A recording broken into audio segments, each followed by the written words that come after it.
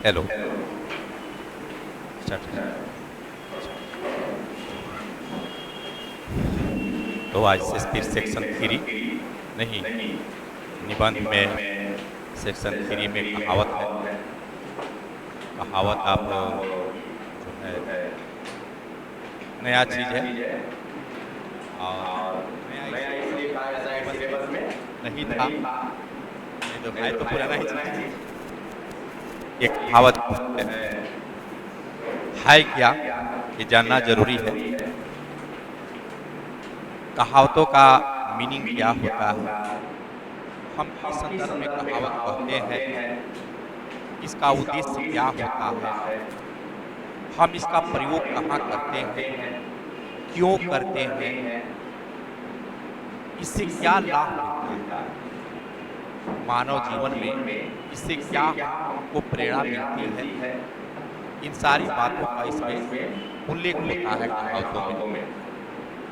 इसका मीनिंग बहुत जो है विस्तार पूर्वक में लगाया जाता है। इसका विश्लेषण जो हम करते हैं बहुत विस्तार पूर्वक। इसमें आप देखेंगे कि है छोटा चीज, जैसे हमने कहा कि बाप के नाम साग पात बेटा के नाम करो, या सब धान 22 पसीन, चिड़ई के जान जाए लड़का के खिलौना। ये छोटा चीज, लेकिन हम इसको समझेंगे कैसे। ये कोई ना कोई कहा होगा, कहावतों का उद्भव कहाँ हुआ, उत्पत्ति कहाँ हुआ, इसका सही ज्ञात नहीं, कब हुआ। क्योंकि हर देखेंगे देश में हुआ होगा, सिर्फ भारत में ही नहीं, पूरे विश्व में जिस भाषा में लोग बोलते थे या बोलते हैं उस भाषा में कहावतें हैं। कुछ पुरानी कहावतें हैं, कुछ नई कहावतें बन जाती हैं। आप भी कुछ कहावत बना सकते हैं, जब बनाएंगे तब चर्चित नहीं होगा, बाद में चर्चा होगी। देखते हैं वैज्ञानिक जो शोध करता है तो बहुत दिनों के बाद उसके चर्चा में आ जाता है। आइंस्टीन वगैरह देखते हैं जी, उस समय लोग आलोचना करने लगते हैं, अब बाद के वर्षों में उसी का उपयोग करने लगते हैं, मान्यता देने लगते हैं। तो हमारे मानव सभ्यता एवं संस्कृति के अंदर देखेंगे कि कई प्रकार की कहावतें जो है बोली गई। कोई मान लीजिए कि गरीब आदमी है, उस पर बोल दिया जाता है। कभी स्वास्थ्य को लेकर के, कभी शिक्षा को लेकर के, कोई नहीं पढ़ता है या कोई अगर क्रिमिनल है, क्राइम होता है किसी के राज्य में, उस पर कहावतें कही जाती है। संदर्भ रखा जाए। हर व्यक्ति, हर समाज में, चाहे वो पुरानी ऐतिहासिक काल में हो या देखेंगे वर्तमान काल में हो, कहावतें जीवित रहती हैं। कहावतें सत्य होता है, सत्य से परे नहीं हो, सत्य एकदम सत्य होता है। हम उसको आलोचना कर सकते हैं, उसकी आलोचनाएं की जाती है। कोई व्यक्ति कहावत कहता है तो उसकी आलोचना होती है, लेकिन वह सत्य होता है, सत्य पर आधारित होता है। उसकी शिक्षा होती है, निबंध की शिक्षा होती है, उसके गुण होते हैं। लेकिन दोष हम निकालते हैं, मानव जीवन में है तो दोष निकालेंगे। दुनिया के कुछ भी अच्छा से अच्छा काम किया जाए, उसका दो पहलू होंगे, पॉजिटिव और निश्चित तौर पर उसका प्रभाव नकारात्मक हो सकता है। उसी तरह कहावत का भी प्रभाव सकारात्मक भी होते हैं, नकारात्मक भी होते हैं, लेकिन सत्य होते हैं। हमको जैसे सब धान 22 पसेरी हमने कह दिया, अब सब धान 22 पसेरी माने सब एक समान समझना। सबको हम एक समान समझेंगे तो सब धान 22 पसेरी हो जाएगा। यहाँ तक कितना अच्छा लगा, गरीब अमीर सबको एक समान समझता है राजा, यानी सब धान 22 पसेरी। तो जब सबको एक ही समान समझता है तो कहां से क्यों? ये भी तो अर्थ लगाया जा सकता है, जब सबको राजा एक ही समान समझता है तो गरीबी अमीरी आई कहां से? हम कहते हैं, मान लीजिए कि हम सकारात्मक और नकारात्मक दोनों पहलू को ढूंढते हैं इसमें। ये कहावत सही कहा गया है कि राजा को अपनी प्रजा के प्रति एक समान व्यवहार होना चाहिए। हमारा संविधान क्या कहता है? सबको एक समान व्यवहार, सबके साथ एक समान व्यवहार होना चाहिए। पता है, एक जैसा अर्थव्यवस्था होनी चाहिए, समाजवादी व्यवस्था होनी चाहिए, किसी भी धर्म में फर्क नहीं होना चाहिए। लेकिन उसका इंप्लीमेंट हम क्या करते हैं? सीधे उसके अपोजिट करते हैं। हम समानता का अधिकार दिए हुए फिर भी भेदभाव करते हैं। तो ये चीज है कि एक तरफ हम कहावत को सकारात्मक रूप में लेते हैं, एक तरफ हम नकारात्मक रूप में लेते हैं। लेकिन हम ये सत्य होता है, हम इस शिक्षा को सत्य मानते हैं। कुछ राजा महाराजा लोग भी कहावत कह देते अपनी प्रजा पर। कुछ जो है पंडित जो होते हैं, ज्ञानी, वो भी कहावत कह देते थे पहले के जमाने में। राज्य में कुछ भोजपुरी की कहावतें होती है, कुछ मगही की कहावतें हैं, कुछ देखेंगे जिसको आप मुहावरा के रूप में परोसते हैं, लोकोक्ति के रूप में परोसते हैं, सबका है कहावत है। अब जाएंगे तमिलनाडु में तो तमिल भाषा में कहावत होगा, महाराष्ट्र में जाएंगे मराठी में, बंगाल में जाएंगे बंगाली। कहावतें तो हर जगह जीवित है, आज भी जीवित है। लेकिन क्या होता है, सिलेबस में जो पढ़ना होता है वही ज्यादा जीवित रह पाता है। कहावत को किसी सिलेबस में पढ़ाया जाता है, इसलिए जीवित नहीं था। आज बिहार के जो है बीपीएससी के सिलेबस में दे दिया गया, तो आप भी सुन रहे हो, आपको भी पढ़ाना पड़ रहा है, जीवित हो गया। तो आप देखेंगे कहावत लिखते समय किन बातों पर ध्यान रखना चाहिए पढ़ते से, उन बातों को मैं उल्लेख करूंगा। साथ ही आप कहावत कैसे लिखेंगे, लिखने के लिए क्या जरूरी है, आपके पास कौन सा मटेरियल होना चाहिए, ये सबसे जरूरी है। तो कहावतों में आप दिन प्रतिदिन बदलाव ला सकते हैं उसके विश्लेषण में। जब भी नया चीज आएगा उसको वहां जोड़ सकते हैं, पुराने चीज को हटा सकते हैं उसमें से। आपको लगता है कि बहुत सी कहावतें ऐसी होगी जिसमें एग्जाम्पल आप देंगे, सरकार के एग्जाम्पल देंगे, धर्म का एग्जाम्पल देंगे, सामाजिक कोई घटना घटती है या घटी हुई है उसका एग्जाम्पल देंगे। हम क्या करेंगे इसमें कि हम राजनीतिक से संबंधित, आर्थिक, सामाजिक, धार्मिक, हम सारी चीज को जोड़ करके इसका विश्लेषण प्रस्तुत करेंगे। आप देखेंगे कहावत में होता है क्या, सोचते हैं कहावत है क्या, लेकिन नहीं, हमेशा कोशिश करेंगे इसमें उदाहरण देने का, हमेशा कोशिश करेंगे नए चीज को लाने का, तभी अच्छे मार्क्स आएंगे। नहीं तो आप सोचेंगे कि कहावत है, चलो हम कुछ भी कहानी लिख देंगे नंबर आ जाएगा, संभव नहीं है। क्योंकि जो शिक्षक होंगे जांचने वाले, मैं आज कह रहा हूं कि वो पीएचडी नहीं किए हैं कहावत से, ध्यान रखेंगे। जो भी शिक्षक जांचने जाते होंगे वो बहुत बड़े पीएचडी धारक नहीं है कि उनको कहावत में पीएचडी मिला है। लेकिन जो क्वेश्चन सेट करता होगा वो मॉडल आंसर थोड़ा दे देता होगा, उस मॉडल आंसर के अनुसार अगर उस व्यक्ति को, जांचने वाले व्यक्ति को बहुत से नया चीज मिल गया, उसको अच्छा लग गया, नंबर दे देंगे। क्योंकि ये इतिहास की, हिस्ट्री की, ज्योग्राफी की, पॉलिटी की, करंट की क्लास नहीं है कि इसके लिए पहले से बुक लिखी हुई है या पहले से कुछ है मटेरियल, नहीं है। इसलिए जो टीचर हैं वो भी नए हैं, आप भी नए हैं। अब उस टीचर को जांचने से क्या होता है कि आप कोई चीज जाते हैं, देखते हैं, समाज में बहुत चीज देखते हैं, तो कोई चीज अच्छा लगता है, बहुत चीज बुरा भी लगता है ना जी।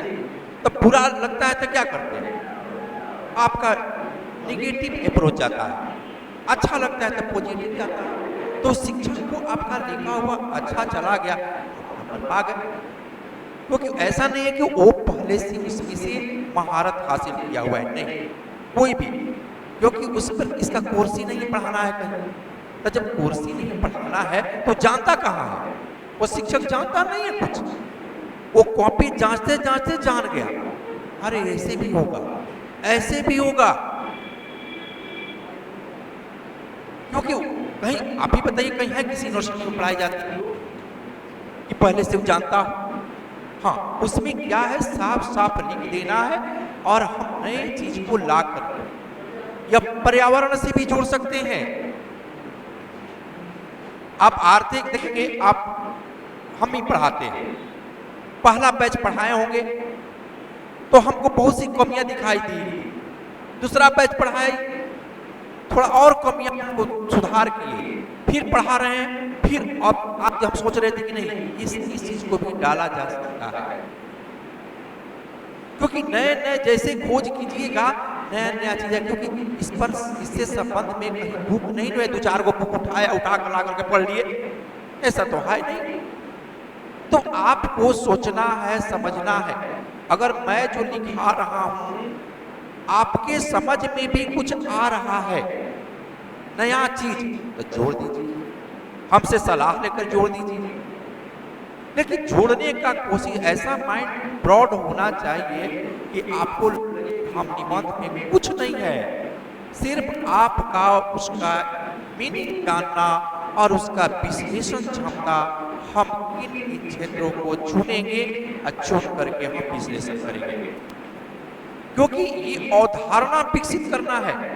ये कॉन्सेप्ट जब तक विकसित नहीं होगा तब तक आप कहावत में निबंध नहीं लिख पाएंगे, और नहीं लिखेंगे। आपको अगर 700-800 शब्द में लिखना है, कम में नहीं लिखना है। अगर आपको नॉलेज नहीं है तो नहीं लिख पाएंगे, नहीं पढ़े हैं तो नहीं पढ़े। आजकल स्टूडेंट क्या करते, अच्छा निबंधन है लिख लेंगे, लिख लेंगे। पहले क्या था, ऑप्शनल था तो स्टूडेंट पढ़ते थे मन लगाकर, अरे भाई ऑप्शनल नहीं पढ़ेंगे तो कोई उपाय नहीं है, पासे नहीं करेंगे एग्जाम। जीएस में तो कमो आएगा तो कोई बात नहीं, ऑप्शनल में ज्यादा नंबर ला देंगे। लेकिन अब तो वैसा बात नहीं, अब तो आपको जीएसओ में कम आएगा, आई भी कमजोर कर देंगे तो यो कम आ जाएगा। तब ऐसी स्थिति में रिजल्ट नहीं हो पाएगा। नंबर बढ़ाने का जगह कहाँ कहाँ है आप देखें, ये विश्लेषण करें कि आप कहाँ बढ़ा सकते हैं। वहां आप देखेंगे बहुत से स्टूडेंट, अब नया चीज है तो जाहिर सी बात है सबके पास नहीं, अभी तक कोई बुक नहीं लिख पाया। देख लीजिए सामने आप मार्केट में मेरा ही नोट्स जो है वही चल रहा है, तो पहला वाला पहले बैच चल रहा है, नहीं है कहीं नहीं। हम कई को दुकानदार को फोन किए, कोई बुक लिखा जी, नहीं आप ही लिखिए ना सर, आप ही लिखिए ना, कोई बोलता है। तो अब हम सोचे हैं कि बोलते क्या है, जब आप लोग को पढ़ा रहे हैं उसी को छपवा देंगे, बात निबंध हो जाएगा। तो ये जो है इसमें क्या है, हम सबसे पहले जरूरी क्या है आप देखेंगे,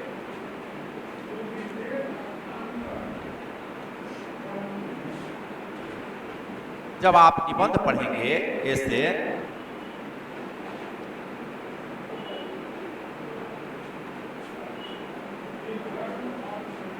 देखेंगे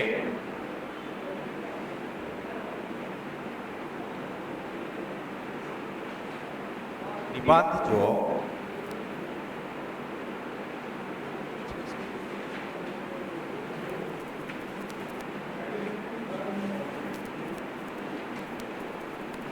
ऐसे जब लिखेंगे आप,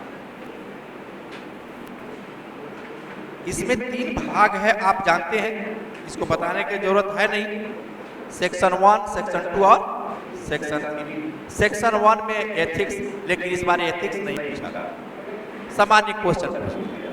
सेक्शन 2 में आपको जो सेक्शन 1 में पूछा था वही सेक्शन 2 में भी पूछा था, आर्थिक क्षेत्र से, सामाजिक क्षेत्र से, राजनीतिक क्षेत्र से, बस क्षेत्र चुन लीजिए, आर्थिक, सामाजिक, राजनीतिक, पर्यावरण, आज नहीं उससे क्षेत्र चुनिए, उस पर ये नहीं कि अब मान लीजिए 20 को निबंध पढ़ लिया, नहीं लड़ा तो कहावत में तो हम लड़ा देंगे, लड़ जाए, इसका सिलेबस हम जानते हैं।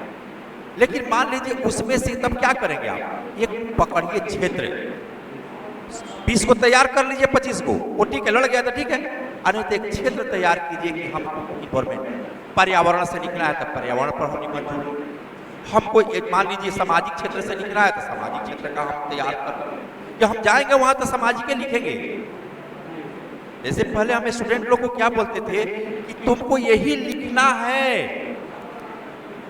जा करके, तो वही पढ़ कर जाता था, वही लिखता था, मार्क्स आ जाता था, ऑफिसर बनकर कहीं टाई लगा के आया।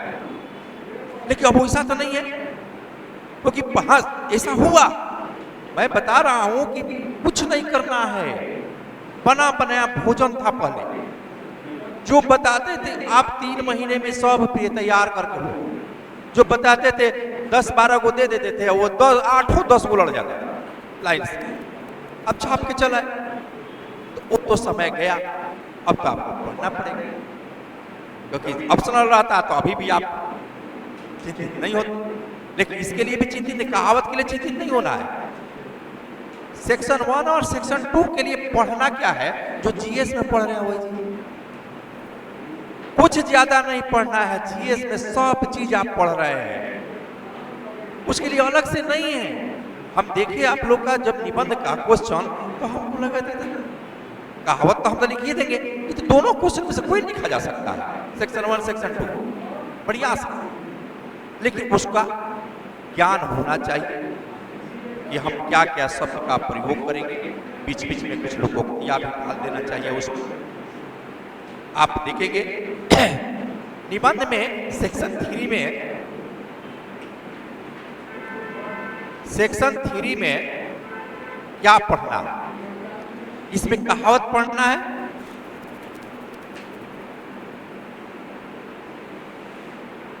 कहीं कहावत कहा जाता है, कहीं लोकोक्तियां कहा जाता है, कहीं मुहावरे कहा जाता है, कई तरह से। लेकिन यहाँ कहावत इसलिए कहा गया है कि भोजपुरी क्षेत्र, मैथिली क्षेत्र, मगही क्षेत्र, विशेषकर भोजपुरी का कहावत पर ज्यादा जोर दिया गया है। 2 गो लड़ जाता है, 2 गो आ जाता है, 1 मैथिली रहता है, मगही कम रहता है। तो आप देखेंगे इसमें कि कहावत है क्या और कहावत को हम कैसे लिखेंगे। आप देखेंगे कहावत लगता है, इसके शाब्दिक अर्थ आप जब समझेंगे तो लगेगा क्या कि किसी व्यक्ति के द्वारा कोई बात कही गई। कहावत को बारे में देखेंगे कि किसी व्यक्ति के बारे में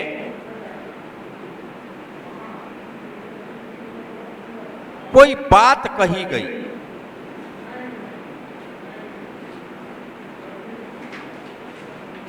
वह व्यक्ति कौन होता है जो इस बात को कहता है। वह व्यक्ति कोई राजा होता था पहले, वह व्यक्ति जो है विद्वान होता था, पंडित।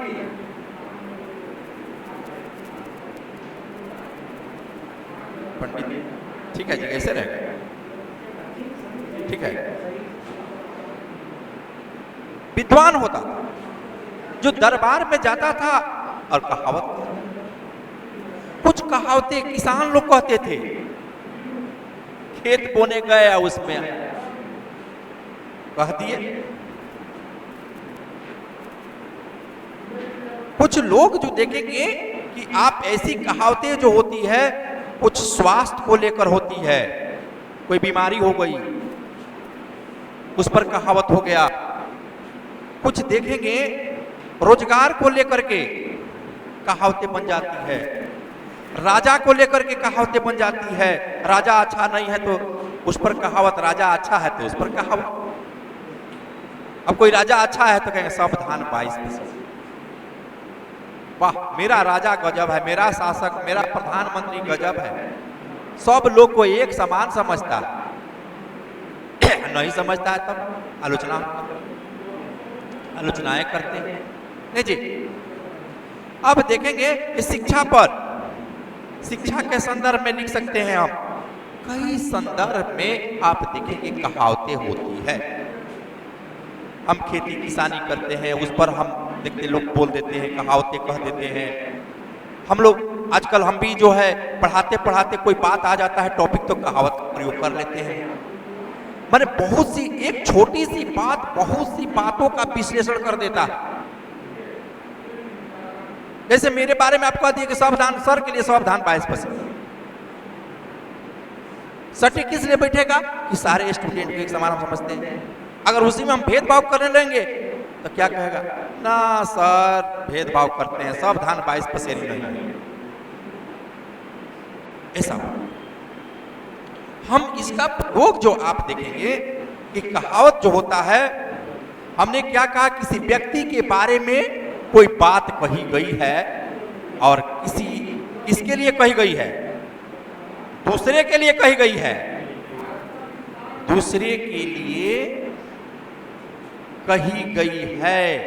वह दूसरा व्यक्ति भी हो सकता है, वह दूसरा समाज भी हो सकता है, वह दूसरा जो है आप देखेंगे पशु पक्षी भी हो सकते हैं, किसी के बारे में भी हो सकते हैं। खेत खाए गधा, मार खाए चूहा, नहीं जी कह देते हैं ना, ये खेत खाए गधा, मार खाए जुल्हा। अब बताइए आप, गधा खेत खाता है और मार खाता है जुल्हा, क्यों? उसको पाला है, पाला है? हाँ, कमाए धोती वाला खाए टोपी वाला। बताइए, कमाए धोती वाला खाए टोपी वाला, नहीं जी कह देते हैं ना। कैसे? नेता कमाता है किसान और जो है शहर में रहने वाला खरीद के खा लेता है। नेता लोग एकदम उड़ाता है पैसा एकदम, देखिए हेलीकॉप्टर पर लेके चल रहा है, लोग चुनाव प्रचार में लगता है कि हमारे लिए हुआ रहे हैं ना, मार रैली पर रैली, एकदम बड़का बड़का रैली हो रहा है, बेवकूफ लोग जा रहा है उसमें, क्या गलत?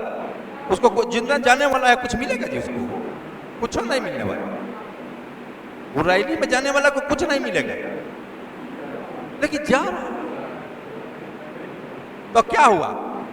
कमाए किसान, टैक्स हम दे रहे हैं, आप दे रहे हैं, और उड़ा रहा है, चंदा ले रहा है, नहीं जी बड़ा बड़ा देखिएगा एकदम इसी में रह रहा है, कहाँ रहा है, आपका धन लेके खा रहा है। नेता लोग का कहाँ से कोनो कमी नहीं है क्या उनका? कई काम करते हैं। अब देखिए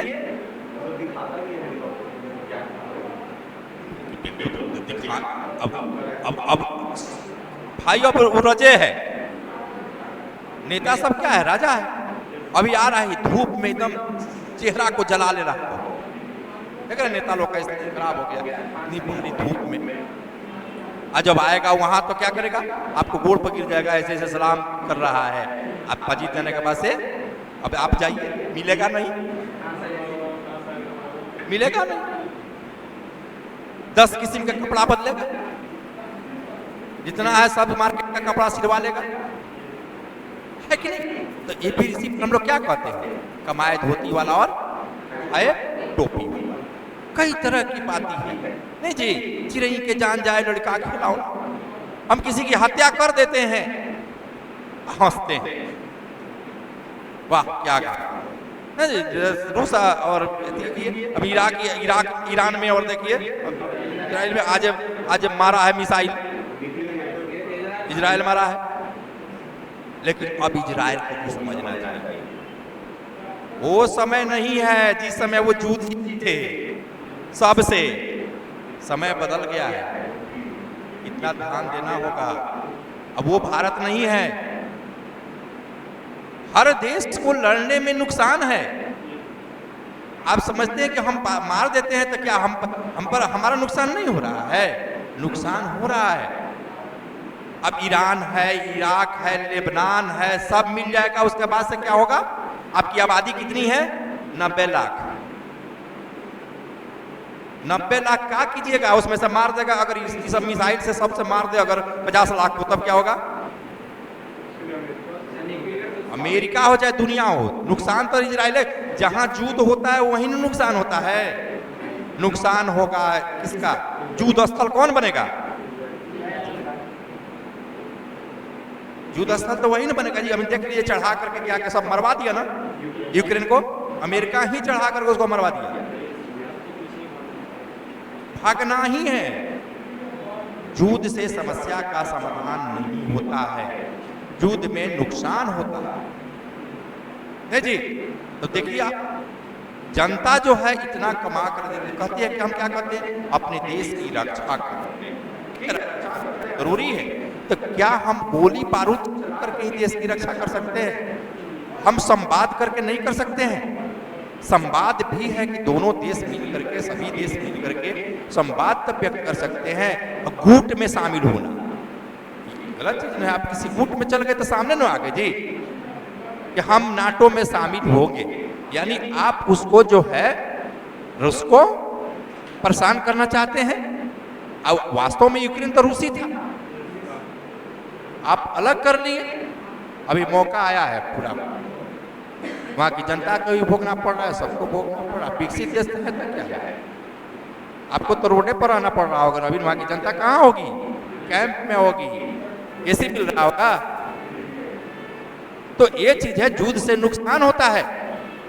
तो इसलिए कहा गया है कि नेता लोग ऐसा करते हैं, युद्ध कराते हैं। मरना किसको पड़ता है, सेना को, आम जनता को। तो कमाए धोती वाला और खाए टोपी वाला वो तो युद्ध छेड़ दिया, उसको क्या मतलब है, वो नहीं मरेगा, भाग जाएगा। देखे अफगानिस्तान का क्या हुआ, राष्ट्रपति का भाग गया, अमेरिका भी भाग गया छोड़ के, भाग गया ना जी। तो आप देखेंगे कि दूसरे के लिए कही गई है या दूसरे संदर्भ में कहा जाता है। देखिए सबसे बड़ी क्या है, इससे शिक्षा जो मिलती है, जो इससे हम शिक्षा ग्रहण करते हैं, शिक्षा ये प्राचीन काल में भी कहा गया है, प्राचीन युग में भी और आज आधुनिक युग में भी इससे शिक्षा मिलती है। शिक्षा मिलती है क्या, ये सत्य की ओर ले जाता है, सत्य को दिखाता है, सही बात है। और हमको कहावत से ये संदर्भ बिंदु पर पहुंचते हैं कि आखिर हमको क्या करना चाहिए। आखिर ये कहावत कही गई है तो क्यों कही गई है? अगर कहावत कही गई है कि चिड़ै के जान जाए लइका खिलौना या सब धान 22 पसेरी, क्यों कहा गया है ना? या हम कहते हैं खेत खाए गदहा मार खाए जुल्हा, ये क्यों कहा गया है? आखिर इसका संदर्भ बिंदु क्या? मानव जीवन में ग्राह्य है, मानव जीवन में इसका हम प्रयोग कर सकते हैं। अगर हम प्रयोग करके देखेंगे तो सही साबित होगा कि हाँ जीवन में क्या है। आप अब हम उस संदर्भ में भी कह सकते हैं, महिलाएं घर में खाना बनाती है, पुरुष लोग खूब खा के मुंह में ठूस ठूस चल देते हैं। कितना मेहनत करती है सकते हैं, पुरुष कमाता है, महिलाएं खुबा के साड़ी झाड़ती है, कमाता वो न है जी। तो हम समानता कब लाएंगे? जब हम सबको एक समान समझेंगे। सब एक समान कैसे होगा? सबको समान अधिकार होगा। अधिकार कैसे मिलेगा? सरकार अधिकार, समाज बहुत कम अधिकार, यही काम करते हैं।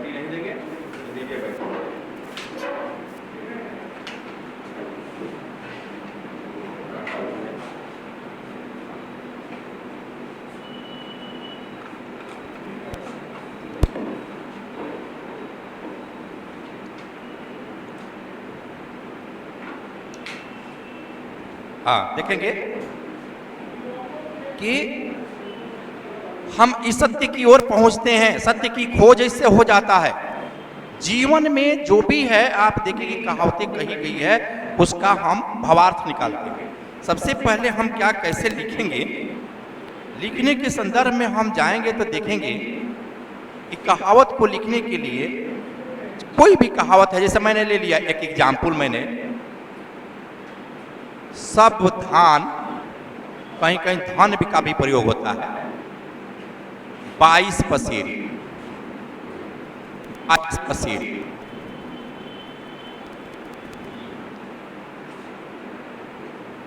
सब धन या धान 22 पसेरी।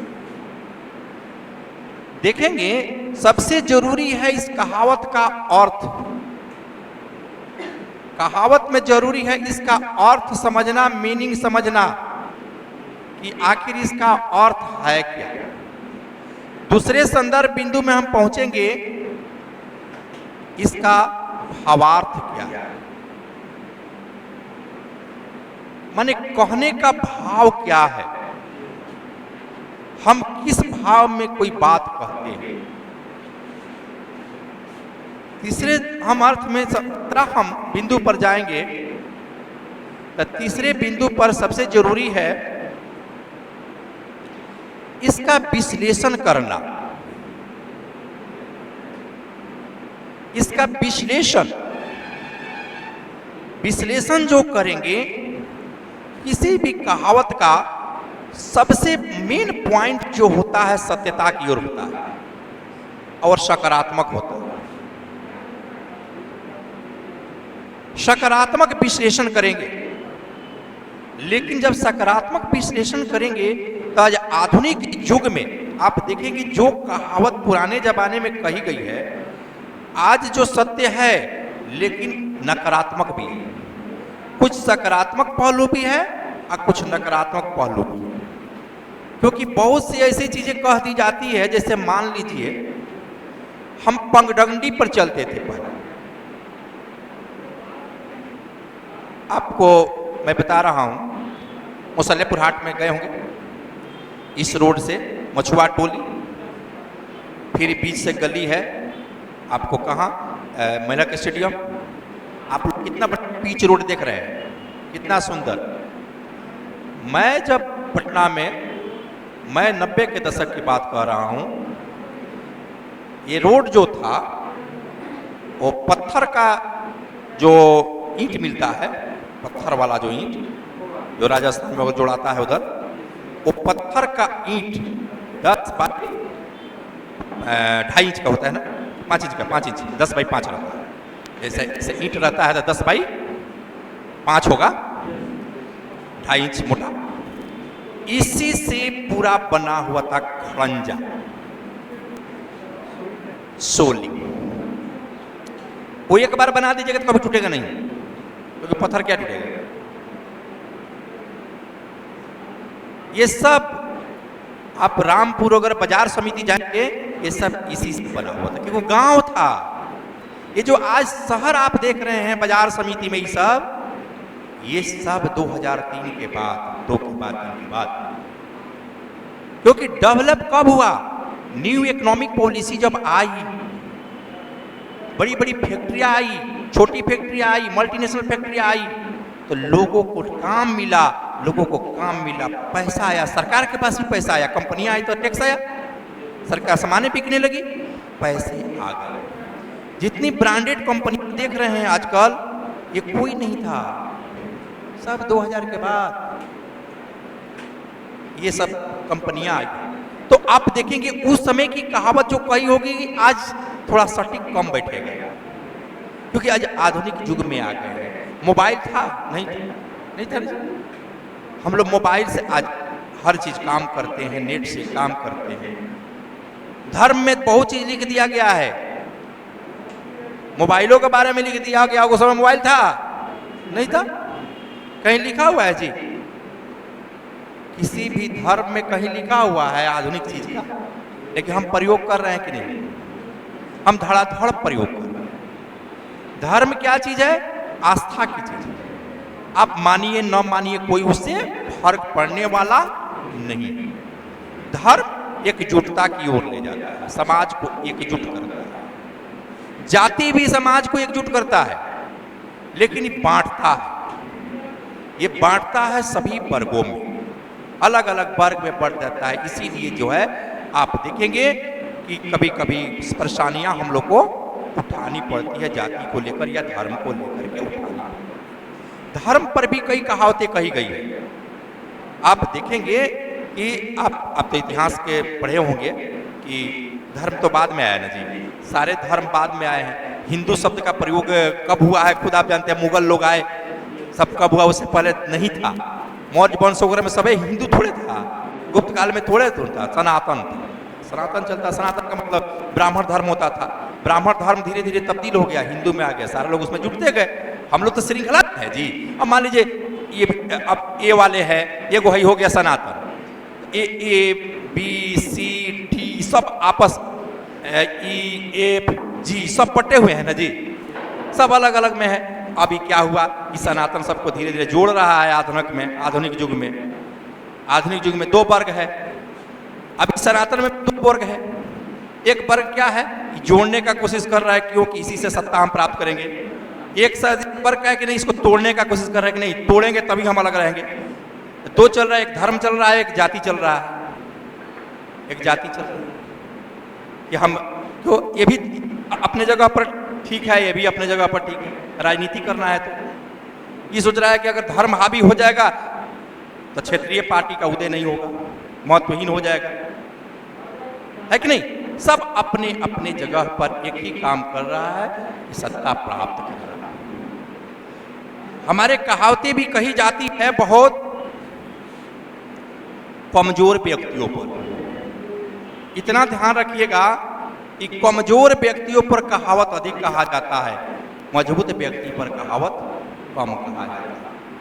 उसके लिए अलग कहावत होती है, क्योंकि जो भी विद्वान कहावत कहते थे वह किसके लिए, किसका गुणगान कहते थे?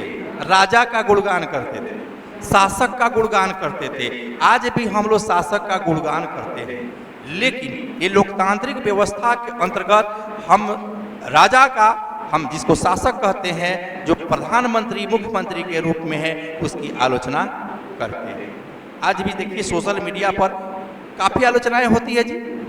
अब एक क्वेश्चन हम दिए थे कि चुनाव प्रचार के तरीके और उसकी प्रवृत्ति में बदलाव, है ना जी। क्या बदलाव, कितनी प्रवृत्ति आ गई है। आज से 20 वर्ष पहले क्या इसका उपयोग होता था?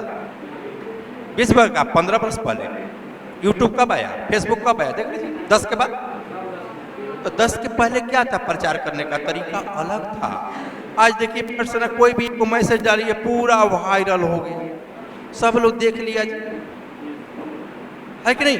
बहुत ही जनता को जागृत करने के लिए बहुत अच्छा तरीका है। आप जो है प्रिंट मीडिया, आप जो है इलेक्ट्रॉनिक मीडिया में, टीवी में आप एक पक्षीय कर सकते हैं, किसी का पक्ष ले सकते हैं, लेकिन यूट्यूब पर एक पक्षीय नहीं कर सकते हैं। तुरंत आलोचना नीचे कमेंट लिखने लगता है, गाली देने लगता है, बहुत तरह के कमेंट आ जाते हैं। आप बोलिए, एक पक्ष में बोलिए, देखिए आपका हिसाब किताब लगा देगा, है ना जी। तो ये चीज सुविधा मिल गई है, ये आलोचना करने की सुविधा मिल गई है। तो ये किसने दिया? ये हमारा अधिकार दिया है, हमारा जो है वैज्ञानिक टेक्नोलॉजी तरीके।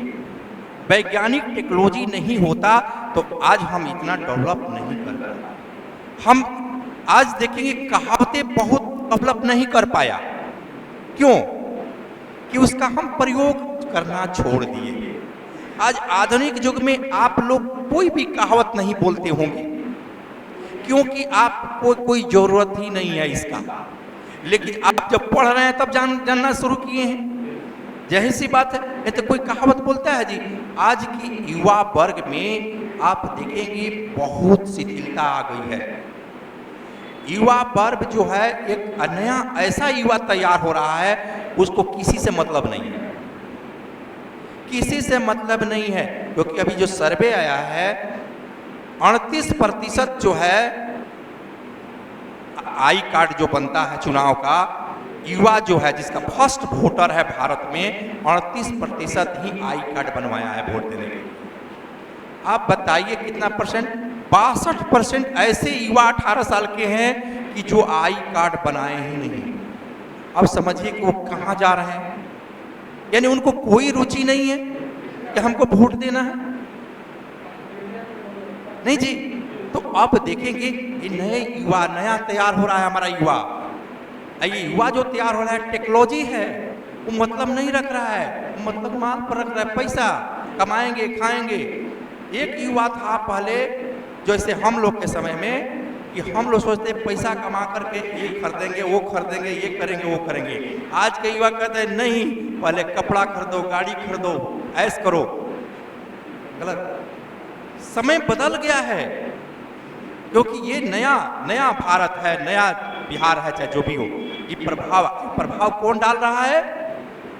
यही आईटी। इंफॉर्मेशन इतना आ रहा है, इतने अच्छे लोग को देख रहे हैं, इसमें आता है, बुरे लोग को भी देखते हैं। आप इसमें आप क्या करते हैं? दो ही अनुकरण करते हैं, अच्छा और बुरा। तो सब लोग चाहते हैं हम अच्छा बने। आज जो टेक्नोलॉजी विकसित हो गया है, ड्रेस विकसित हो गया है, हर चीज अलग हो गई, तो कहावत का महत्व तभी रहेगा जब इसका हम मानव जीवन में प्रयोग करेंगे, यूज करेंगे, अन्यथा कहावत का महत्व कम हो जाएगा। आप देखेंगे एक बार प्रधानमंत्री ने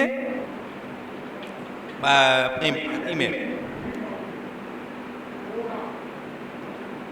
भाषण में कहावत कहा, क्या था,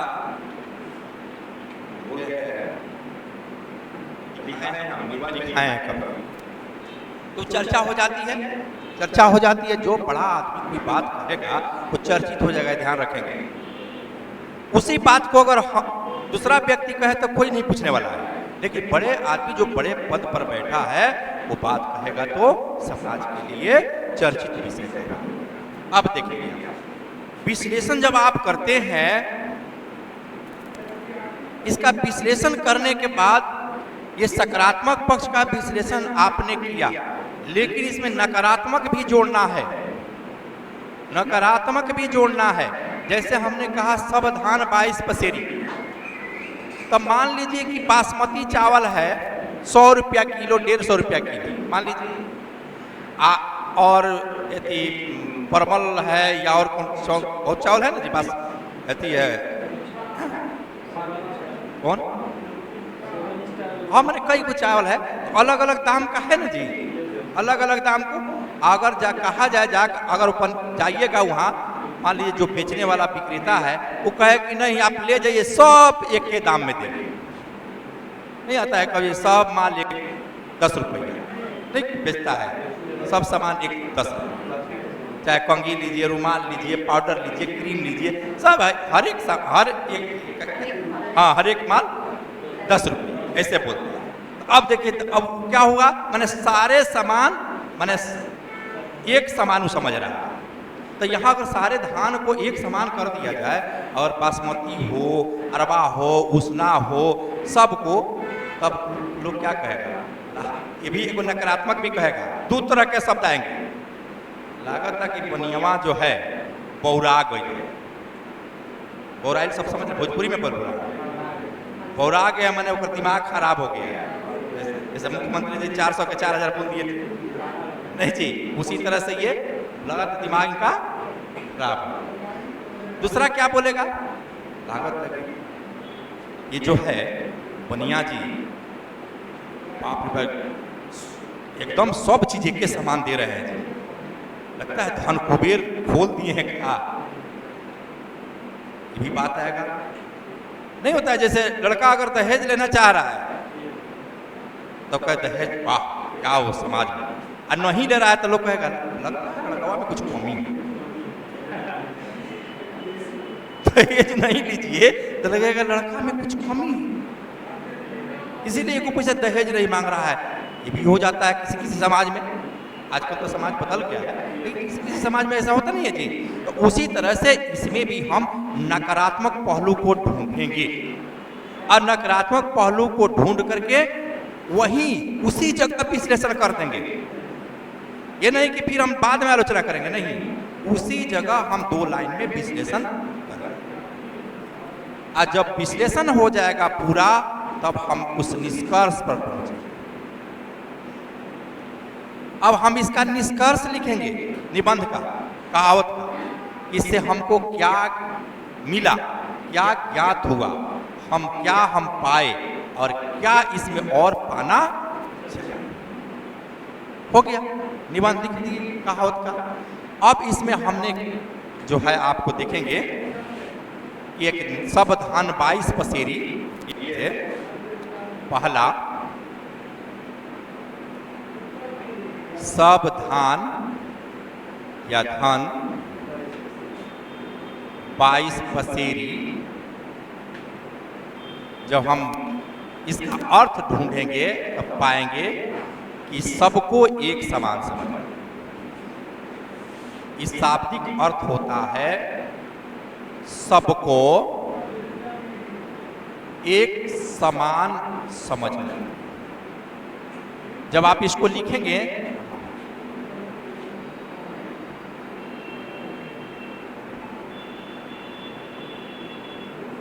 समझना। अब देखिए, जैसे अब इसको अर्थ यहाँ लिखे, जैसे कि हम लिखते हैं यह बिहार राज्य की एक प्रसिद्ध कहावत है, नहीं, इसका शाब्दिक अर्थ है, इसका शाब्दिक अर्थ है जब लिखते हैं इन्वर्टेड कॉमा में, ठीक है,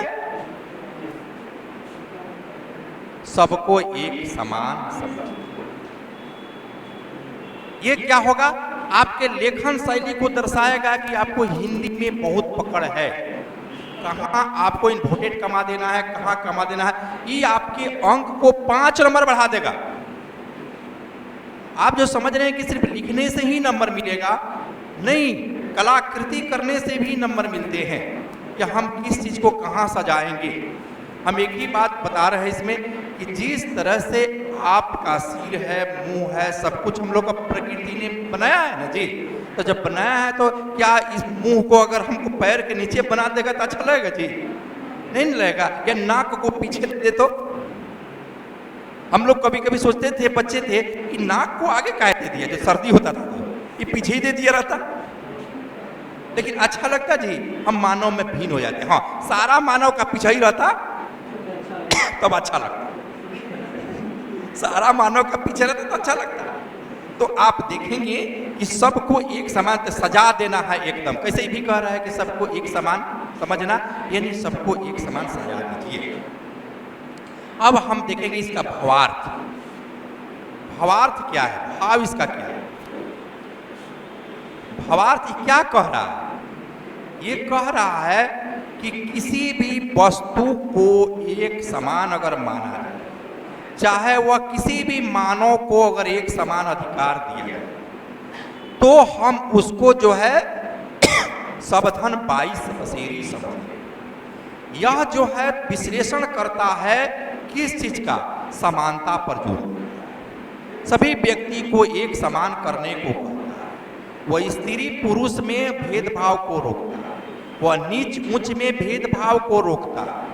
हमारा राजा, हमारा शासक ऐसा हो कि सबको हम भेदभाव से, अगर कोई तुष्टीकरण करता है, कोई भी राजा भेदभाव करता है, तो वह सब धन 22 पसेरी नहीं है। जैसे मैं दावे के साथ कह सकता हूं, आज के जितने लीडर हो रहे हैं सब धन 22 पसेरी नहीं है। क्योंकि जिसमें आपको जाति की भावना आ जाए, जिसमें धर्म की भावना आ जाए, वो अब सब धन 22 पसेरी कैसे होगा? कैसे सबके लिए आप काम करेंगे? नहीं कर सकते हैं। जैसे हमारे जो बड़े अभी हमारे, हम कहते हैं बहुत लोग कि राहुल गांधी प्रधानमंत्री है, कि उसके बाद उसका विश्लेषण कीजिएगा। वो क्या है? पार्लियामेंट का मेंबर। विश्लेषण किसका किया जाता है? बड़े आदमी। बड़ा आदमी कुछ बोलेगा। अब जैसे मान लीजिए हम कहते हैं कि अरविंद केजरीवाल का नाम, अगर उसने 200 यूनिट बिजली फ्री दिया तो सबको एक, चाहे वो गरीब हो चाहे अमीर, दिया ना जी। स्वास्थ्य की व्यवस्था किया तो सबके लिए एक समान किया, शिक्षा का स्कूल सबके लिए एक समान दिया, तो वहां क्या करेंगे उनके लिए? सावधान। लेकिन इसका आलोचना भी करेंगे। क्या करेंगे? अब अमीर आदमी को 200 यूनिट फ्री की क्या जरूरत है?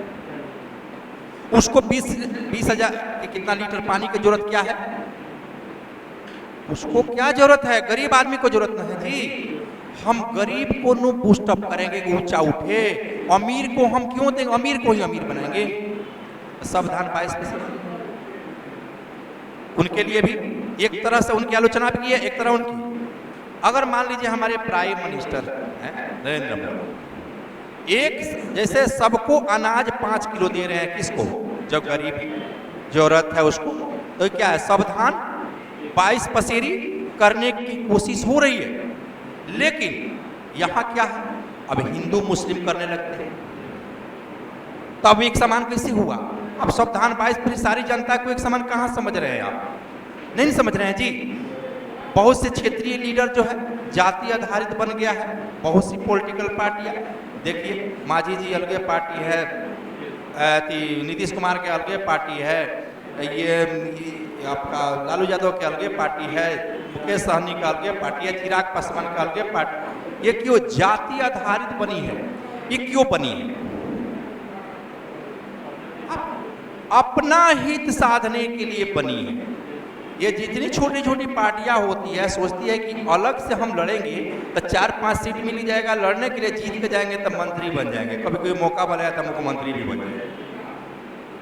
दूसरा कारण कोई नहीं है, अपना व्यक्तिगत स्वार्थ है छोटी छोटी पार्टियों को। अभी बिहार में मान लीजिए 3-4 गो बड़ी पार्टियां, यही रहनी चाहिए, लेकिन ये लोग छोटी छोटी पार्टियां इसलिए बना लिया है कि जब जिसका घटेगा हम चल जाएंगे, आप मंत्री बन जाएंगे। अगर हम उसमें रहेंगे तो मंत्रिमंडल मिलेगा कि नहीं मिलेगा? राष्ट्रीय पार्टी में नहीं मिल सकता है जी, कल आपको टिकटों नहीं मिल सकता। बहुत बड़े नेता उपेंद्र कुशवाहा नहीं है, उनको टिकट मिल गया, भाजपा समर्थित। मांझी जी को मिल गया, क्यों मिल गया? अलग पार्टी से। अब मांझी जी को 80 बरस की उम्र में टिकट मिलना चाहिए? नहीं मिलना चाहिए, लेकिन वो क्या करे, मजबूरी है वहां देना कि अपनी एक पार्टी, अपनी एक पार्टी। तो आप देखेंगे कि अब ये सब धान 22 पसीरी नहीं। अब हम इसमें देखेंगे, जाएंगे भावार्थ में तो हम इसका एक विश्लेषण करते हैं भावार्थ का, कि जैसे मान लीजिए सब धान, धान समझ रहे हैं या धन संपत्ति, हम धान लेते हैं। धान की अलग अलग क्वालिटी होती है, अलग अलग किस्म के धान होते हैं, किस्म के धान होते हैं किस्म। जैसे मान लीजिए कि कोई धान बासमती है, कोई परमल है, मंसूरी है, नहीं जी, अलग अलग किस्म के धान है। मान लीजिए बासमती का दाम 125 रुपया केजी हो गया, परमल का हो गया आपका 60 रुपया 70 रुपया, मंसूरी का मान लीजिए 50 रुपया, जो भी। तो बाजार में सबका मूल्य अलग अलग है, लेकिन अगर इसी बाजार में जो बेचने वाला होता है, जो विक्रेता होता है, वो आवाज देकर कहे कि नहीं जी हम बासमती से लेकर सब एक समान देंगे, सब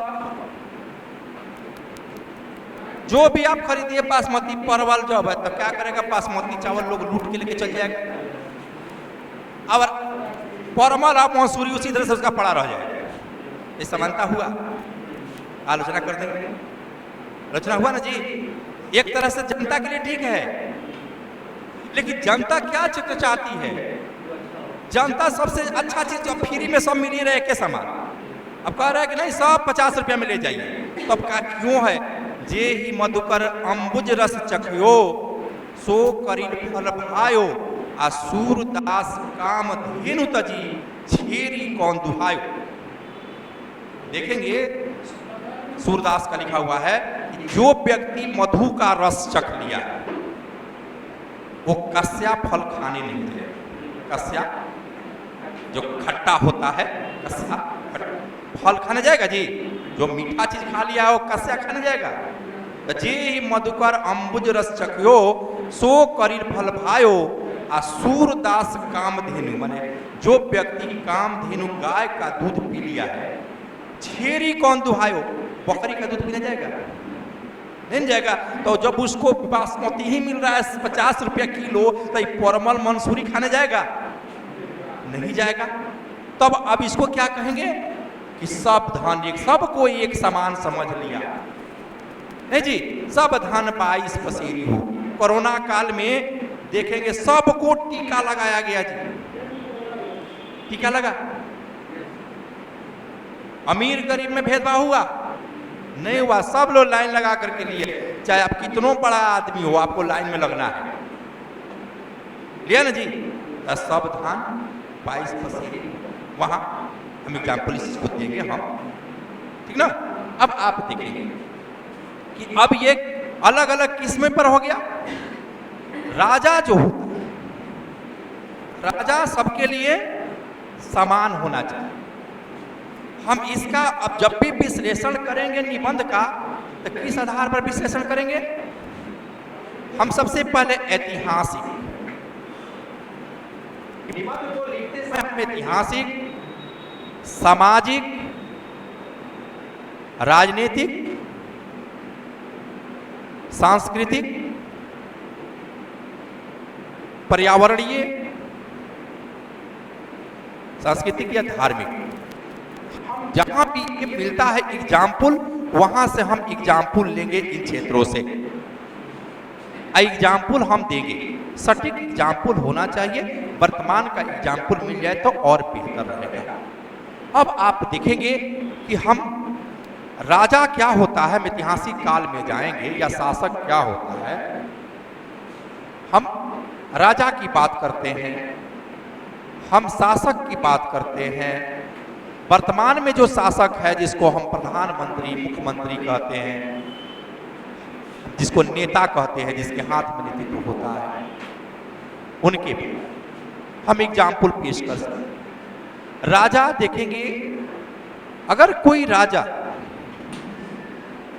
न्याय, समानता, महिलाओं, पुरुषों, सभी वर्ग के लोगों के लिए एक जैसा सोच रखता है, न्याय प्रणाली को विकसित करता है, तो उसे हम क्या कहते हैं? सावधान 22 पसेरी प्रजा कहेगी। जैसे हम बार बार राम का हम एग्जाम्पल देते हैं कि राम जो है न्याय जब देते थे तो सबके लिए एक समान प्रणाली, सबको एक समान। हम राम को अगर पढ़ेंगे तो अब उसका हम आलोचना भी कर सकते हैं, लेकिन जब आलोचना करते हैं तो हम क्या कहते हैं? उस किताब को धर्म से हम जोड़ती हैं कि धर्म को हम आलोचना नहीं कर सकते, हम कुरान की आलोचना नहीं कर सकते हैं, हम बाइबिल की आलोचना नहीं कर सकते हैं। क्यों?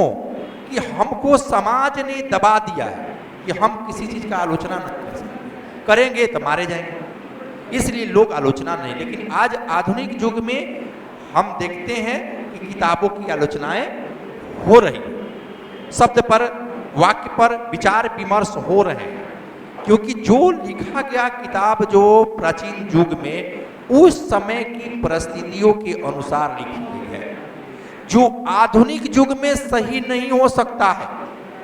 हम जिस राम की कल्पना की गई है रामायण में, क्या आज वैसे राम मिल सकते हैं? अब वैसे राम की आवश्यकता भी नहीं है।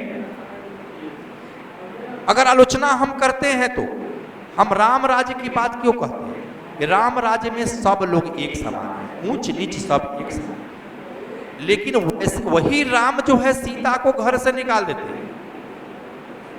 क्या आज कोई अपनी पत्नी को घर से निकाल दे बच्चे के जन्म के समय, तो लोग क्या कहेंगे? उसके लिए न्यायालय बना हुआ है, तुरंत कोर्ट में चल जाएगी, पुलिस के यहाँ थाना में पहुंच जाएगी, पहुंचेगी नहीं जी? लेकिन उस समय कहीं थाना था नहीं। लेकिन ये क्यों कहा गया है? इसको कवि कहता है या किताब को लिखने वाले व्यक्ति कहते हैं कि राम का त्याग है, कि अपने पत्नी को त्याग दिया। क्यों? कि उन्होंने सीता के बारे में एक धोबी ने ऐसा कहा। तो क्या हम धोबी के कहने से हम अपनी पत्नी को त्याग देंगे? नहीं। यहाँ अनुचित जो है लिखने वाला लिटरेचर है, अनुचित हम आलोचना कर रहे हैं उसकी, नहीं होना चाहिए। राम के पात्र जो है, राम के कैरेक्टर को एकदम सही सटीक बनाना चाहिए था, उसको आलोचना के पात्र नहीं बनाना चाहिए था कि जहां आलोचना करने का मौका मिले। लेकिन तुलसीदास ने इसमें आलोचना भी छोड़ दिया है, क्योंकि जिस समय तुलसीदास लिखे किताब को अकबर के काल में, उस समय इस किताब को कोई नहीं जानता था, कहीं चर्चित, अरे पढ़े के लोग रहेंगे तब लोग पढ़ेंगे जी किताब को, चर्चित। अब 1810 के आसपास छपी बुक, उसके बाद से धीरे धीरे चर्चा में आया। आज पूरे तो वही चर्चे, वही चर्चे। तो आप देखेंगे कि अगर राजा शासक सबको एक समान समझता है, किस तो वह क्या कहते हैं कि सावधान 22% है। जैसे हम एग्जाम्पल जो हमारे महाभारत में लिखा, महाभारत की जो पुस्तक है, हम दोनों को अपने धर्म में लोग मानते हैं कि रामायण और महाभारत, लेकिन रामायण से ज्यादा ज्ञान देने वाली पुस्तक कौन है? महाभारत। इससे ज्यादा ज्ञान मिलता है। राजनीति की बुक है ये राजनीति के बारे में, मानव के जीवन जीने के बारे में, संघर्ष के बारे में ये प्रतिबिंब करता है। कि कैसे इंसान संघर्ष करके यहाँ तक पहुँचता है, फिर राज सत्ता को लेता है। एग्जाम्पल के तौर पर हुमायूं भी रामायण अगर हम जोड़ा जाए, हुमायूं को यहाँ से खदेड़ दिया गया, शेर शाह सूरी ने खदेड़ दिया, लेकिन उन्होंने फिर पुनः सेना गठित करके फिर परास्त कर दिया। परास्त करने का नतीजा ये हुआ कि मुगल शासक हमेशा के लिए स्थापित हो गया, 400-500 वर्ष तक स्थापित। ये आप देखेंगे, ये वहां पर वो भी। अब यहां आप देखेंगे क्या, और पांडवों को खदेड़ दिया गया। जिस तरह से हुमायूं को शेरशाह खदेड़ दिया, पांडवों को भी खदेड़ दिया। अब पुनः फिर आकर के 13 वर्ष के बाद पुनः सत्ता को स्थापित करना, धर्म के मार्ग पर चलना। राजा का काम क्या होता है? धर्म की मार्ग पर चलना। धर्म क्या कहता है? सबको एक समान समझना, सबको एक समान न्याय देना। जिसको धर्मराज कहा जाता था महाभारत काल में, धर्मराज किसको कहते थे? युधिष्ठिर को। युधिष्ठिर गलत लिख रहा है ना जी, है? ठीक है, आधा सा युधिष्ठिर, युधिष्ठिर। युधिष्ठिर को आप देखेंगे कि इसको धर्मराज कहा जाता है। क्यों धर्मराज कहा जाता है? वो सबको एक समान देखेंगे, उनके कैरेक्टर को देखेंगे कि सब धान 22 पसेरी, सबको एक समान समझ रहे थे। जब उनके महाभारत की लिखी हुई जो है अंश के अनुसार, जब विराट नगर में 13वें वर्ष निर्वास कर रहे हैं, जा रहे हैं वहां पर अज्ञातवास में रहने के लिए, देखें अपने कैरेक्टर को बदल लिए कि कोई हमको पहचाने नहीं। राजा विराट एक ऐसा समय आ रहा है कि उनको मार दे रहा है, हमेशा अपमानित कर रहा है। द्रौपदी को अपमानित करने का प्रयास कीचक ने किया, लेकिन वो चुप रहा, धर्म की पाठ पढ़ने लगा, यानी सबको एक समान समझने लगा। अंत में धर्म की अंत तक उसने धर्म का पाठ, युद्ध नहीं चाहते थे। और देखते हैं कि किसी को दंड देना होता था तो वो दंड पर, एक बार की बात है कि जब द्रौपदी को हरण करके ले जा रहा है, ये इसका क्या बोलते हैं, इसका दुर्योधन का बहनोई जयद्रथ लेके जा रहा है, तो फिर जब लेकर के अर्जुन और भीम आ रहे हैं तो उसको सजा देने की बात हो रही है, तो अब जो है वो सजा बहनोई लगेगा, कैसे उसको हत्या कर दिया जाए, मृत्युदंड कर देने का। इस पर हो कह भी रहे हैं भीम सब, इसका मतलब कि तो न्याय नहीं हुआ। तब वो छोड़ देते हैं क्या? द्रौपदी पर, तुम जो कहोगी वही हो। यहां भी वो न्याय नहीं कर रहे हैं। मैं आलोचना कर रहा हूं उनकी न्याय प्रणाली पर कि चाहे वह, अगर वो राजा अगर बहनोई नहीं होता उनका, तो मृत्युदंड दे देते, मृत्युदंड देते कि नहीं? दूसरा होता तो जयद्रथ को, वो जा रहा है लेकर पानी लेकर के जा रही है, द्रौपदी पानी भरने गई थी, जंगल में रहा था लोग, जैसे जयद्रथ देखा इसको उठा लिया, हरण कर लिया, बहुत दूर गया। तब तक ये लोग चिंता में पड़ गए, पांचों पांडव, आखिर द्रौपदी गई कहाँ, अभी तक नहीं आई पानी लेकर के। तब जो है भीम को और अर्जुन को भेजा गया, दोनों गए तो रास्ते में पूछे आदमी की महिला कोई दिखाई, हाँ एक रथ राजा लेके गया है इधर, हर करके चिल्ला रही थी।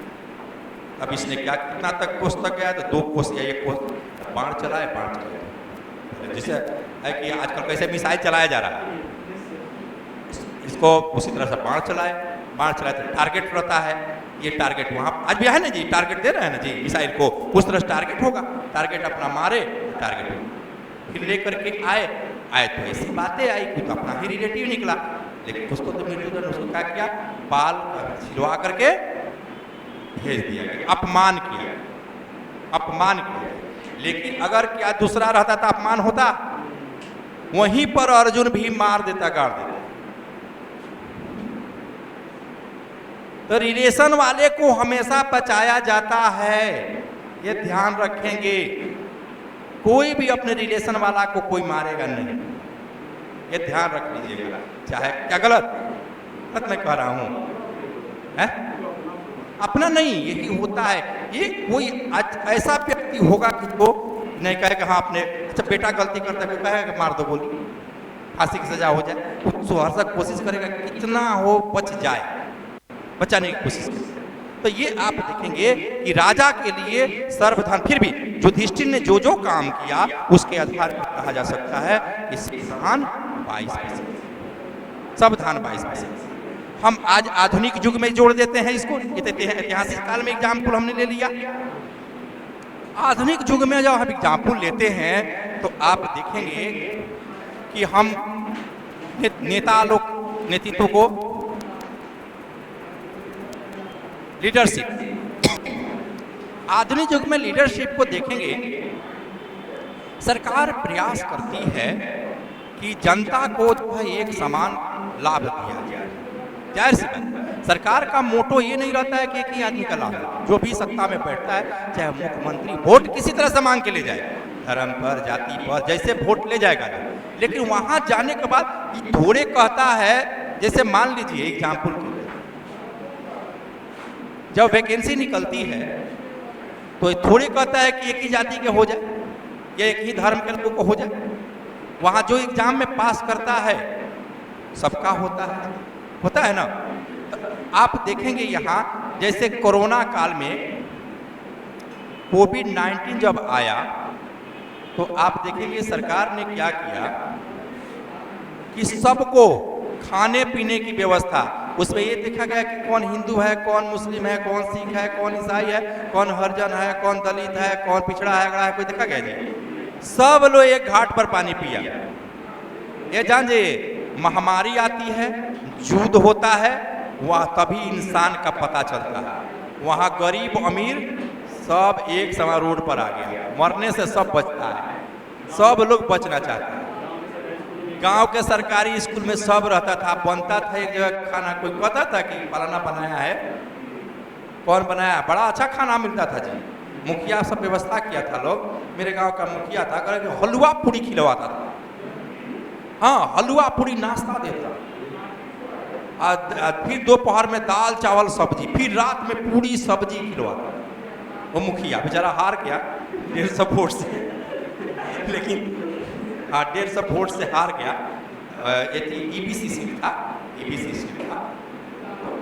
हाँ, तो दूसरा जीत गया। कुछ गांव में पॉलिटिक्स होता है ना, हारने का कारण के लिए, वोट प्राप्त करने के लिए कोई कारण होते हैं। आप किसी को नाराज कर दीजिएगा ना, और उसके खानदान में 100 को वोट होगा, हरवा देगा। वो अपने खानदान का वोट 150 वोट से आया, कितना, कुछ नहीं, 150 बाद 2-3 को खानदान वाला हरवा दिया हो। हाँ, मैं तो भाई खानदान का 100 को वोट, काम नहीं किया होगा उसका। तो आप देखेंगे कि कोविड-19 में सबके लिए एक समान व्यवस्था है। साथ ही आप देखेंगे ये जब कोविड-19 के समय सबको क्या बोलते हैं इसको, इंजेक्शन, उसको वैक्सीन दिए गए। वैक्सीन जब दिया गया तो उसमें थोड़े देखा गया किसको दिया जाए, किसको, सबको दिया गया। सब लोग लाइन में लग के, अब बस वही रीमाइग्रेशन हुआ। जब रीमाइग्रेशन हुआ तो आप देखेंगे क्या हुआ, सबको ट्रेन में लाद कर लेकर आया गया। सरकार एक समान खड़ी हुई सबके लिए कि भाई कोरोना से बचा जाए, नहीं जी। तो आप देखेंगे कि ये नीतीश को कहते हैं सावधान 22%। लेकिन हम इसकी आलोचनाएं भी करते हैं। इसी में 5 केजी अनाज देने की बात हुई जी, योजना शुरू हो गई या सबको 5 केजी अनाज, एक समानता लाता है, ये सबको मिल रहा है जी। 84 करोड़ 85 करोड़ लोगों को आज 5 किलो अनाज मिल रहा है। इसी पर भरोसा है प्रधानमंत्री का चुनाव जीतने का। ये धोखा दिया खा के तब सरकार इसी पर है। कारण यह है कि बाकी देखिए गरीब आदमी क्या होता है, उसको मदद कर दीजिएगा तो वो आपका चलो वोटे नहीं दे, लेकिन अगर इससे अच्छा अगर कहीं मिल गया, उसको उम्मीद लग रहा है कि फलाना अच्छा देगा, तो आपको धोखा दे देगा, पलट देगा। ना ना ना, अभी 5 किलो है, इसको लग गया कि अगली सरकार आएगी तो हमको 10 किलो देगी, तभी आपको लात मार के छोड़ेगा। क्यों? इस सरकार जब 10-14 में बदली, तो वो सरकार काम की थी कि तुम्हें की किसानों का सारा कर्ज माफ कर दिया, फिर भी जनता भूल गई। वो भी अनाज दिया था, खाद्य जो है अधिनियम बनाया था, खाद्य सुरक्षा अधिनियम बना, सब अच्छे चीज थी, लेकिन फिर जनता भूल गई। जनता भूल जाती है, अच्छा चीज मिलने लगता है। जब इसको मिलने लगेगा कि नहीं हमको लगता है बेहतर, अब आप उसको परोसते कैसे हैं, ये निर्भर करता है इस पर। आप खाना को परोसते कैसे हैं, प्रचार प्रसार कैसे करते हैं, ये चीज जरूरी है। नहीं कीजिएगा तो जनता कुछ दिन के बाद जो है, जैसे नहीं कहते हैं कि विपक्ष में कोई ताकत नहीं, बहुत ताकत।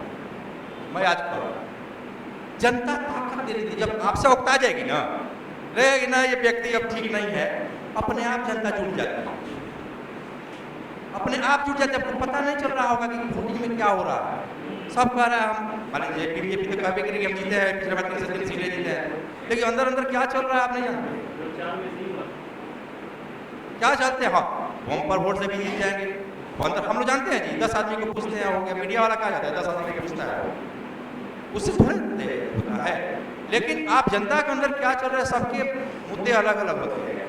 कोई कहता है कि ना महंगाई बड़ी बढ़ गई है, फिर रिपोर्ट आया है CSTS का रिपोर्ट आया है, 27% लोग कह रहे हैं कि बेरोजगारी बहुत बढ़ गई, 23% लोग कह रहे हैं कि जो है आपको महंगाई बहुत बढ़ गई। दोनों मिला दिए 7, 3, 10, 2, 4, 50% लोग इससे लगा। कहते हैं राम मंदिर मुद्दा है 8%, 2% लोग कह रहे हैं हिंदू मुद्दा है 2%, अलग अलग। अब ये फिर विश्लेषण करने वाला कह रहा है कि कोई जरूरी नहीं है कि ये जो कह रहा है बेरोजगारी बढ़ गई है, महंगाई, किसी से भी पूछिएगा जो बीजेपी का वोटर भी होगा, कहिएगा तो कह देगा कि बेरोजगारी महंगाई बढ़ी। इससे हम अनुमान नहीं लगा सकते हैं, लेकिन ये भी विश्लेषण किया जा सकता है कि जो बीजेपी का वोटर होता है, कितनों कह दीजिएगा कि महंगाई बढ़ी है, गरीबी बेरोजगारी बढ़ी है, नहीं बढ़ी, क्योंकि ऐसा उसका वोटर है। जैसे अब कितनों खराब कह दीजिएगा, जो जिस पार्टी के स्पॉन्सर है उसके पास जाइएगा तो कहेगा कि नहीं, सब भूल जाता है लोग धीरे धीरे। जैसे मान लीजिए 35% महिलाओं को आरक्षण दिया किसने, नीतीश कुमार। महिलाएं भूल गई, नए चाह में आए, नया चीज, क्योंकि अब राहुल गांधी कह रहे हैं 50% आरक्षण देंगे पूरे भारत में, पूरे भारत में महिलाओं को 50% आरक्षण। अभी कितना ले जा रहे हैं अंदर तक पता नहीं। तो ये चीज देखेंगे, सरकार काम करती है तो चाहती है कि सबका विकास हो। आप देखेंगे हमारा संविधान बना है, हम संवैधानिक तौर पर जाएंगे, जो राजनीति समय संविधान के अंतर्गत क्या व्यवस्था की, संविधान हमारा क्या कहता है, सबको एक समान, चाहे वो किस जाति, धर्म, लिंग, मूल, वंश, नौकरी, सब में समानता था, कहता है ना जी, पूरे, चाहे किसी भी धर्म का हो, किसी भी जाति का हो, कोई भेदभाव नहीं। हमारा यह संविधान करता है, प्रयास करता है, यानी हमारा संविधान सबको सबधन 22%। लेकिन जो संविधान के इम्प्लीमेंट करने वाले हैं वो भेदभाव किए हुए हैं, वो भेदभाव आज भी किए हुए हैं। अभी तक महिलाओं का अधिकार नहीं मिल पाया, अभी तक संसद से विधानसभा के चुनाव में महिलाओं का प्रतिनिधित्व नहीं मिल पाया। तो ऐसी स्थिति में संविधान 22% कैसे कह सकते हैं, हम आलोचना कर देंगे, आलोचना करेंगे इसकी। तो आप देखेंगे ये संविधान के तौर पर अनुच्छेद देखेंगे 14 से 18 व्यवस्थाएं की, समानता का अधिकार के अंतर्गत, भेदभाव पर रोक, न्यायिक जो है समानता होनी चाहिए, सभी को न्यायालय में अपील करने के लिए। कितना न्यायालय सबको एक समान समझता है कि नहीं? सबको न्यायालय एक समान समझता है। आप अपील कर सकते हैं, अब आलोचना कर सकते हैं उसको, लेकिन समान समझता है। नहीं समझता तो डिसीजन, कड़े कड़े डिसीजन आ रहे हैं, देख रहे हैं ना। यदि आपका ये चंदा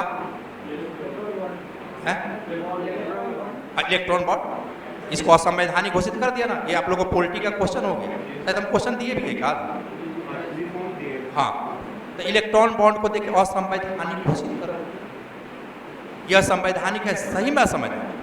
आप उसके जड़ तक जाएगा ना, भले ही लोग नहीं लेके जा रहा है लोग। इलेक्ट्रॉन वोट तो जनता नहीं समझती जी, जनता। अब पढ़े लिखे हैं तो अब नहीं समझ पाते हैं बहुत लोग, अब तैयारी कर रहे हैं तब समझ रहे हैं, नहीं तो ये चीज नहीं, जनता तक नहीं जाती है, वो नहीं समझ पाता है उसको। उसको क्या समझता है, सरकार के स्कीम कौन कौन मिल रहा है जी, दूसरा वाला क्या देगा जी, तो ही चर्चा। वो डायरेक्ट बेनिफिट खोजती है जनता, लाभ खोजती है, वो दीर्घकालीन लाभ नहीं खोजती है। आप लाभ देना बंद कर देंगे, उस दिन से आपका साथ छोड़ देंगे, उसको लाभ चाहिए। अब आप देखेंगे कि ये 14-18 में न्यायिक जो हो गया, भेदभाव पर लोग जाति, धर्म, लिंग, हमारा संविधान भेदभाव करता है जी? नहीं। हम देखेंगे इसमें नौकरी, अवसर की समानता सबको एक समान दी गई है, लेकिन उसमें ये भी कहा गया है कि अगर मान लीजिए कि कोई पिछड़ा वर्ग है, चाहे महिला पुरुष कोई भी, उनके लिए अलग से आरक्षण की व्यवस्था जो समय समय पर किया जाए। अब आप देखेंगे कि अस्पृश्यता का अंत भी किया गया है। फिर हम देखेंगे स्वतंत्रता का अधिकार दिया गया है। फिर हम देखेंगे 38 में कल्याणकारी, माने संविधान में अनेक प्रोविजन है जो सबको एक समान संविधान समझता है। अब आप देखेंगे कोई लीडर जाता है, जीत कर जाता है, प्रश्न उठाता है, जनता के मुद्दे उठाता है, या जनता के बीच में जाता है, तब हम लोग क्या कहते हैं, ओह नेताजी बड़ी अच्छे हैं, सबको एक समान समझ। नहीं जी, हम लोग क्या देखते हैं, जैसे गए नेताजी, एक हमारे यहाँ नेताजी, तो क्या करे, गांव के लोग नाराज हो गया, क्यों? वो जाते थे, नाम भी ले लेते हैं, बी शंकर दुबे, अभी विधायक है महाराजगंज, पहले हमारे यहाँ के विधायक थे, उसका कई क्षेत्र बदल दिया, सब जगह जीत जाते हैं। वो ऐसा ट्वीट बनाया है व्यक्ति, हाँ महागठबंधन में रहते हैं, अब सीधे जाएंगे कहेंगे पंडित जी से हम ही बनेंगे विधायक, एगो भाजपा का वोट नहीं देंगे, सब इन शंकर दुबे को, ऐसा वो मलबे करते हैं कहा। बाकी तो महागठबंधन का वोट मिल ही जाएगा।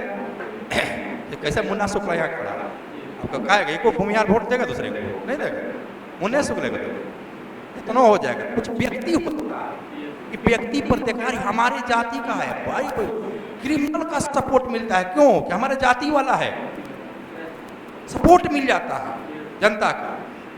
तो ऐसे ही से होता है, तो वहां वो जीत जाते हैं। और क्या कहना चाह रहे थे उनके संदर्भ में, कुछ कहना चाह रहे थे इसके संदर्भ में।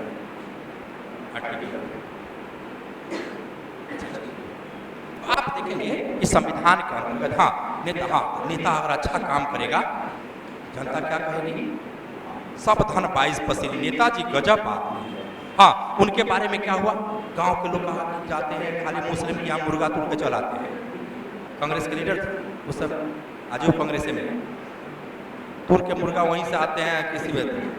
ये कहा पंडित जी ने, उन्हीं की जातीय वाला, उस साल उनको वोट नहीं दिया, खदेड़ दिया, लाठी से चहेड़ दिया,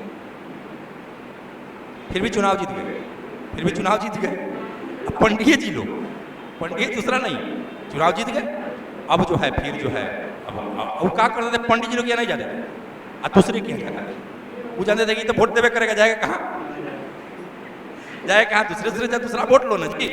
तो वो चलाकी करते थे ऐसा, उनको किसी के यहाँ जाकर खाना, चाहे हरिजन हो चाहे कोई भी हो, सबके यहाँ कभी भी इंसान एक ही बार हारा है जीवन में, 1977 से लेकर के एक ही बार हारा है, जहां क्षेत्र में गए। और समझ लीजिए, काम किसी का नहीं करेगा, मीठा मीठा बात करेगा, खूब जाइएगा लोग उनके साथ।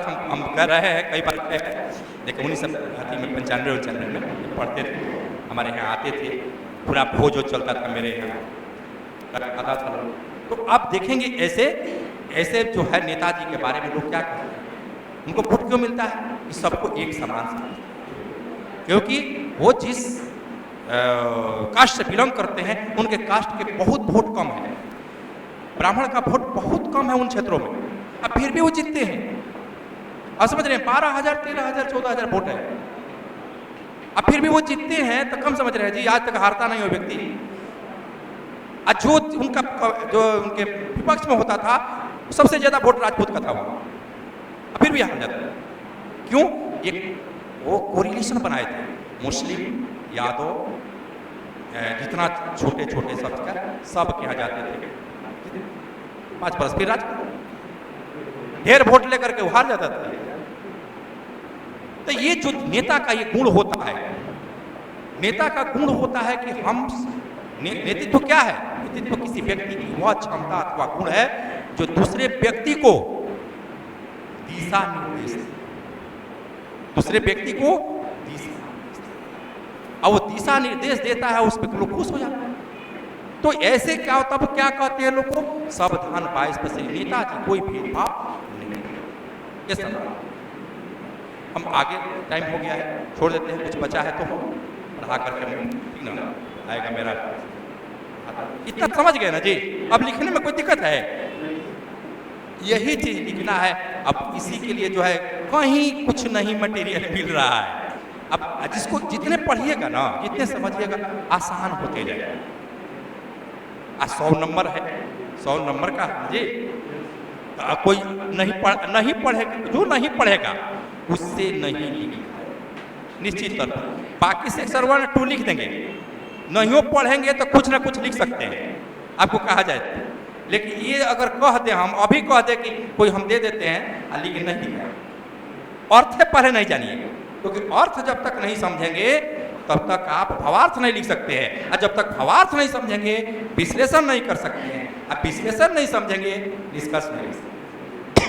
सब एक दूसरे से जुड़ा, ठीक है? तो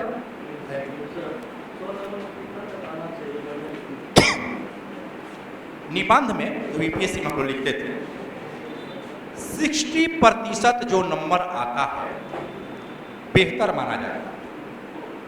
अगर आप 60% तीनों में लाए तो कितना हुआ? 180 नंबर। कोई आपका रिजल्ट नहीं होगा।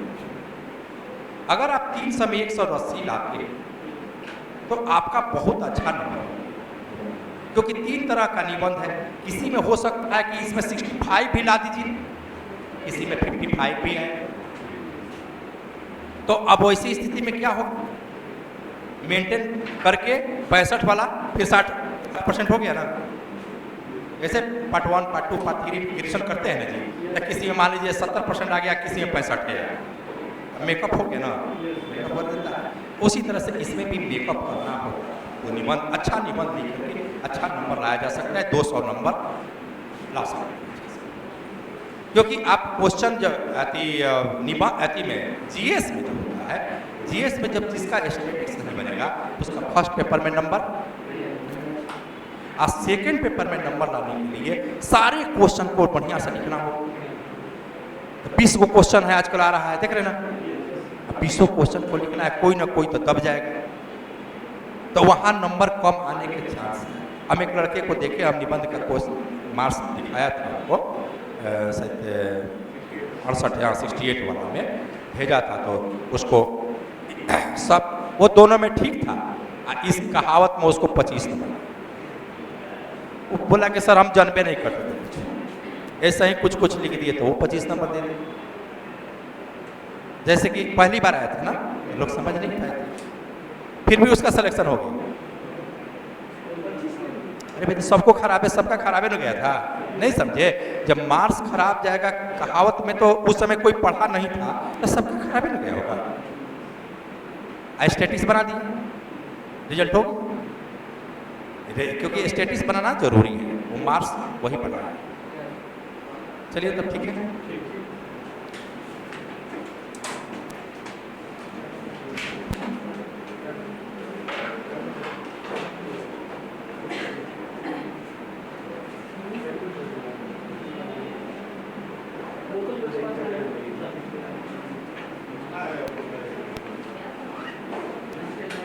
नहीं